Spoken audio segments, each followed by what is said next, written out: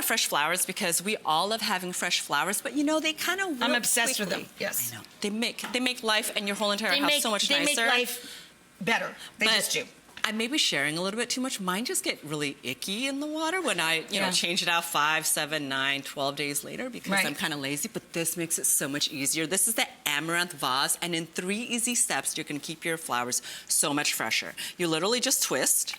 Shut up! Water comes out of the vase. Oh my God! And once it finishes, you're just gonna snip your stems, keep it fresh. How easy is that, right? And then you snap it back on.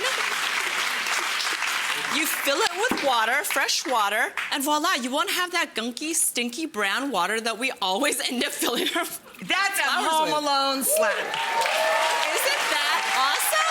Oh, and get this, Rachel. What? It's chip and crack and shatterproof. Will we get called to the principal's office if we push this off the table?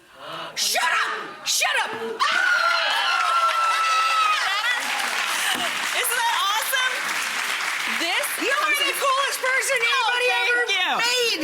2 different sizes, 6 different colors. It's only $39.99. The Amaranth Flower Vase. That's incredible. I have a surprise for everyone in the studio audience.